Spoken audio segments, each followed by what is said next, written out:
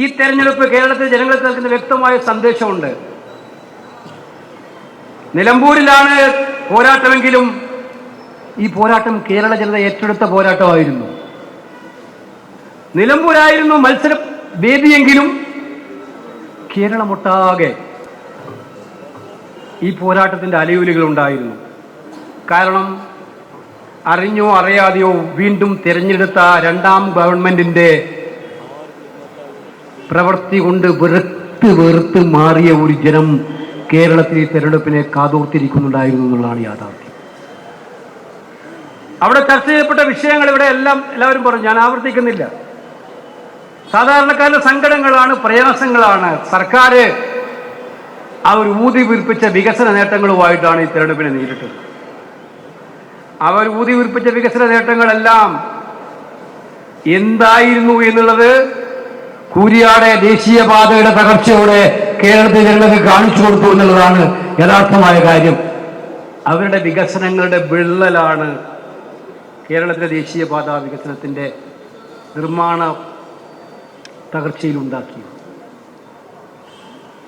ഇവിടെ നേരത്തെ സൂചിപ്പിച്ചു ശ്രീ രമേശ് ചെന്നിത്തല, സർക്കാർ ജീവനക്കാരൻ ഈ സർക്കാരിനെ വീണ്ടും അധികാരത്തിൽ കൊണ്ടുവരാൻ വേണ്ടി ആഞ്ഞു വോട്ട് ചെയ്തവരാണ്.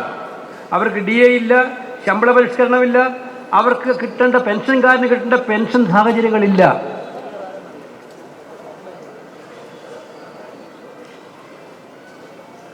ക്ഷേമ പെൻഷനുകൾ, കെട്ടിട നിർമ്മാണ തൊഴിലാളി ക്ഷേമ പെൻഷൻ അടക്കം 16 മാസം, ഭാഗ്യത്തിന് തെരഞ്ഞെടുപ്പ് വന്നുകൊണ്ട് ഒരു ഗഡു മാത്രം ക്ഷേമ പെൻഷന് ഈ പ്രാവശ്യം അനുവദിച്ചതായിട്ട് ഉത്തരവ് വന്നിട്ടുണ്ട്.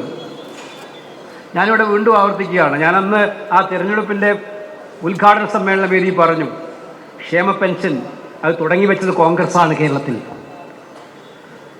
കഠിനമായി അധ്വാനം ചെയ്ത് വിയർപ്പൊഴുക്കി ജീവിതത്തിന്റെ സായാഹ്നങ്ങളിലെത്തിയാൽ ആ സായാഹ്നങ്ങളിൽ അവർക്ക് നിലനിൽക്കാൻ അത്യാവശ്യമായിട്ടൊരു സഹായം എന്നുള്ള ഏറ്റവും സോഷ്യലിസ്റ്റ് ആശയത്തിന്റെ ഭാഗമായിട്ടാണ് കോൺഗ്രസ് ആർ ശങ്കറിന്റെ കാലത്ത് ഇത്തരം പെൻഷനുകൾ ആരംഭിച്ചത്.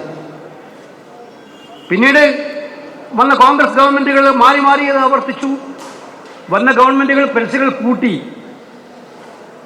ഉമ്മൻചാണ്ടി ആയിരുന്നു പെൻഷൻ കാര്യത്തിൽ ഏറ്റവും ഉദാരമായ മനസ്സ് കാണിച്ച കേരളത്തിലെ മുഖ്യമന്ത്രി എന്നുള്ളത് നമുക്ക് എല്ലാവർക്കും അറിയാവുന്ന കാര്യമാണ്. ആ പെൻഷനുകൾ തെരഞ്ഞെടുപ്പ് കാലത്ത് വിതരണം ചെയ്യുന്നതിനെ നമ്മൾ വിമർശിച്ചു. തെരഞ്ഞെടുപ്പ് കാലത്ത് വിതരണം ചെയ്യുന്നതിനെ വിമർശിച്ചത് സമയാസമയം കൊടുക്കേണ്ട പെൻഷൻ വോട്ടിന് തൊട്ടു മുമ്പ് കൊടുക്കുന്നതിനെ കുറിച്ചാണ് നമ്മൾ പറഞ്ഞത്. ഇത് ഔദാര്യമായിട്ട് കൊടുക്കേണ്ടതല്ല. 10-12 മാസത്തെ ക്ഷേമനിധി പെൻഷൻ കുടിശ്ശികകളാണ്, 16 വരെ കുടിശ്ശികകളാണ്. അതുപോലെ തൊഴിലാളി ക്ഷേമനിധി ബോർഡുകളുടെ പെൻഷനാണ് ഞാൻ പറയുന്നത്. അതുപോലെ മറ്റു പെൻഷനുകളും കുടിശ്ശികയാണ്. ഇവർ വന്നപ്പോൾ പറഞ്ഞ എന്താണ്, ഞങ്ങൾ 2500 രൂപയാക്കും. 4 കൊല്ലം കഴിഞ്ഞ് 2500 രൂപയാക്കുക, 4.5 കൊല്ലമായി ആക്കിയോ? 1600 പൈസ വർദ്ധിപ്പിച്ചില്ല. കൊടുക്കുന്ന തുക ഈ പറഞ്ഞതുപോലെ ജനങ്ങൾക്ക് പെൻഷൻ കിട്ടണമെങ്കിൽ എലക്ഷൻ വരാൻ കാത്തിരിക്കണമെന്ന അവസ്ഥ കേരളത്തിൽ ഉണ്ടാക്കുന്ന നിങ്ങളുടെ സമീപനത്തെയാണ് എതിർത്തത്.